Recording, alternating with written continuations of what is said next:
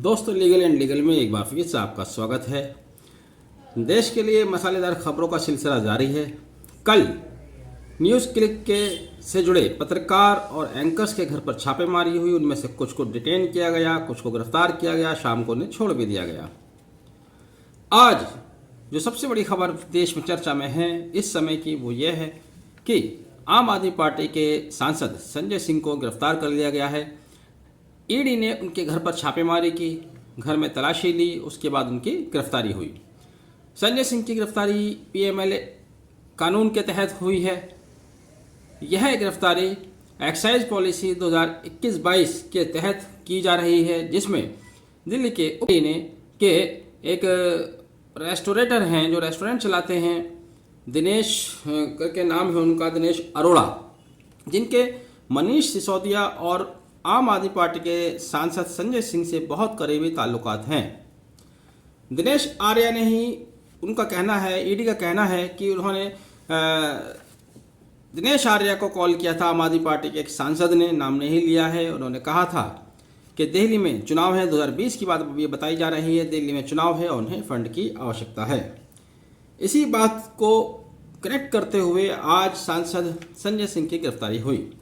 तो इतनी बड़ी गिरफ्तारी, साफ सुथरी छवि के नेता, ईमानदार पार्टी के नेता, उनकी गिरफ्तारी होना जाहिर है एक बहुत बड़ी हलचल है।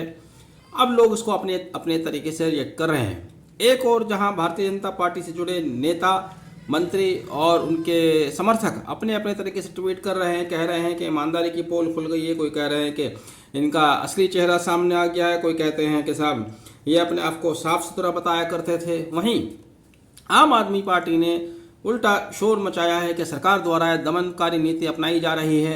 सरकार चूंकि आने वाले चुनाव से डर रही है, इसलिए विपक्ष के विरुद्ध इस तरह की कार्रवाई की जा रही है। ईडी द्वारा यह कहा गया है कि एक्साइज पॉलिसी बनाने में संजय सिंह का अहम रोल था। ठीक है, अहम रोल था तो इसमें क्या उसका कोई गुनाह था? लेकिन वही ईडी का जो केस है उसके अनुसार यह भी बताया जा रहा है कि जो एक्साइज पॉलिसी बनाई गई थी उसके तहत कुछ मैन्युफैक्चरर को, विक्रेताओं को, रिटेलर को जानबूझकर फ़ायदा पहुंचा गया, लाभ पहुंचाया गया।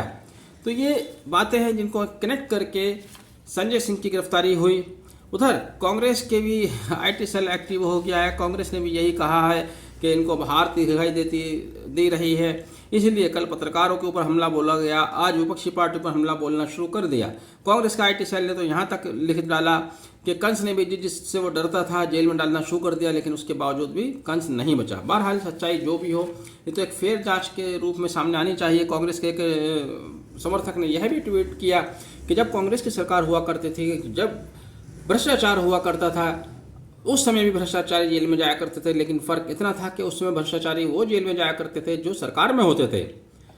आज वो भ्रष्टाचारी जेल में जा रहे हैं भ्रष्टाचार के आरोपों में, जो सरकार में नहीं है। हालांकि यहाँ पर संजय सिंह उस पार्टी से जुड़े हुए हैं जो दिल्ली राज्य पर हुकूमत कर रही है। तो इस तरह से अपने अपने तासुरात लोगों के आ रहे हैं, लेकिन ये एक अच्छा संकेत भी हो सकता है अगर इसको आप पॉजिटिव वे में देखें। अगर सांसद संजय सिंह की गिरफ्तारी हो सकती है, भ्रष्टाचार के आरोप में वो दोषी हैं या नहीं हैं, ये तो बाद में पता चलेगा। तो संकेत, ये अच्छा संकेत हो सकता है जिससे मान जा सकता है कि गिरफ्तारी देश में अब ईडी किसी की भी गिरफ्तारी कर सकती है। तो गिरफ्तारी उनकी भी हो सकती है। कुछ लोगों ने ट्वीट किया है कि गिरफ्तारी तो उनकी भी होनी चाहिए जिन्होंने कोरोना काल में ये सरकारी कर्मचारियों से 5 में 10,000 रुपये ज़बरदस्ती चंदा लिया, उसके बाद भी उनसे चंदा लिया गया, लेकिन उस चंदे का कोई अता पता नहीं कि चंदा कहाँ गया, कहाँ खर्च हुआ, कितना पैसा आया। जांच तो, गिरफ्तारियां तो उनकी भी होनी चाहिए इनके ऊपर आरोप है कि 35 रफाइल के 125 रफाइल के 35 रफाइल कर दिए। बहुत सारी इस तरह के, मतलब एक बवाल मचा हुआ है सोशल मीडिया पर। कुल मिलाकर हमारा तो कहना यही है कि अगर सांसद की भी गिरफ्तारी होगी जो बहुत ईमानदार छवि रखते हैं, जो सरकार में है, अगर ऐसे लोगों की गिरफ्तारी होगी तो उसको इस पॉजिटिव वे में देख सकते हैं कि भारत में अब किसी की भी गिरफ्तारी हो सकती है अगर वो दोषी है। लेकिन ये गिरफ्तारियाँ फेयरली होनी चाहिए, इनमें पॉलिटिकल बायसनेस नहीं होनी चाहिए। एक अच्छे लोकतंत्र के लिए ये बहुत ज़रूरी है।